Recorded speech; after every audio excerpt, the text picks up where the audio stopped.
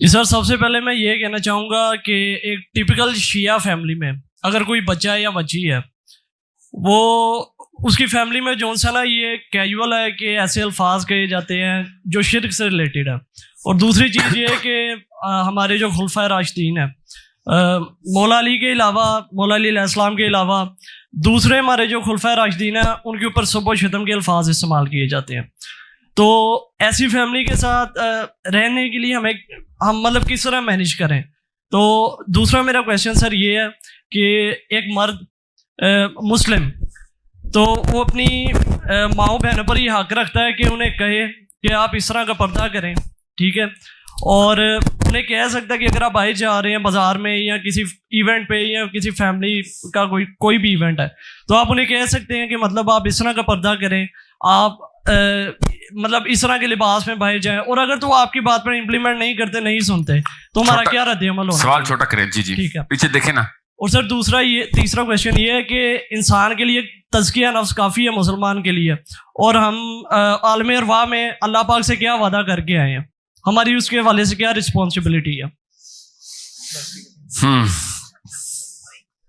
اللہ تعالیٰ سے وعدہ یہ کر کے آئے ہیں کہ خلیفۃ الارض جو ہمارے باپ آدم علیہ السلام کو کانٹریکٹ ملا تھا، contract that was a job, یہ کام تھا، ذمہ داری ملی تھی. خلیفۃ الارض ایک ایسی انٹرنسک ذمہ داری ہے جس میں پورا انتظام کر کے رکھنا پڑتا ہے اپنی ساری رعیت کا.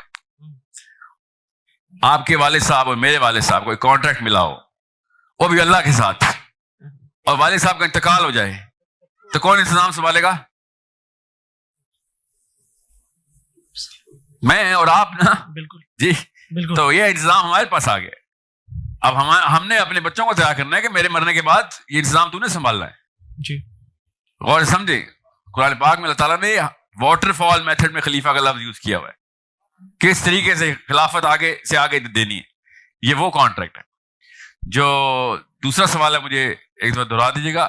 تیسرا سوال، پہلا جو سوال تھا آپ کا کہ شیعہ فیملی ہو یا سنی فیملی. سر آپ کوئی بھی سوری ٹو انٹرپٹ، کوئی بھی فیملی ہے مطلب بریلوی ہے، وہاں پر بھی مطلب آپ کہتے ہیں کہ ہوتا ہے، اور اہل تشیعوں میں کوئی بچہ ہے یا بچی ہے اس فیملی میں، وہاں پر وہ ایسے الفاظ استعمال کرتے ہیں سب و شتم کے اصحاب کے حوالے سے، اور شرک بھی کرتے ہیں، مطلب کیجول ہے یہ تھنگ. تو اس فیملی میں بچہ پھر کیا کرے؟ بچہ کامن سینس پہ آئے نا. کامن سینس آپ لوگوں کا کام ہے قوم میں پھیلا دینا کہ گالی دینا ہندو مت میں بھی حرام ہے، ہم نے اسلام میں الاؤ کر دی ہے. گالی دینا تو کسی بھی کامن سینس کے کرینے کے اوپر ایک بہت گھناؤنا قسم کا، گھٹیا قسم کا گناہ ہے. ٹھیک ہے، گالی دینا. مسئلہ یہ ہے کہ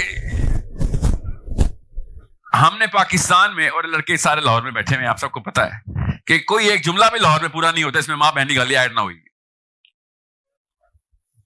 اصلی مسئلہ یہ ہے، اگر ہم ایک فرد کے اندر سے گالی کا کانسیپٹ نکالیں گے تو صحابہ کی ہستیاں تو بہت اوپر کی ہے نا. ہم ایک دوسرے کو یہ بات کرتے ہوئے شرمندہ ہو جائیں گے. ایک ٹائم تھا، زیادہ پرانی بات نہیں ہے، 10-15 سال پہلے کی بات ہے. اب وہ ٹائم نہیں ہے. میں نے ثبوت دیکھ لیے کہ کوئی خاتون گلی میں بھی کھڑی ہوتی تھی نا تو پاکستانی مرد شرم کے مارے گالی نہیں دیتا تھا. یہ ٹائم ہم نے دیکھا ہوا ہے، یہ پرانا وقت نہیں ہے. اتنی جلدی ہم نے ارتقا کیا ہے اس گندگی میں کہ اب ہمیں یہ بھی فکر نہیں کھڑی کہ کوئی خاتون کھڑی ہے. اب تو خواتین بھی گالی دینا شروع ہو گئی ہیں. اور میری اس بات پہ ہنس رہے ہیں آپ لوگ. سوچیں ذرا، یہ ہے اصل میں جڑ یہ ہے. گالی منہ سے نکالتے وقت بندہ زمین میں کیوں نہیں دھس جاتا؟ یہ ہے اصل میں.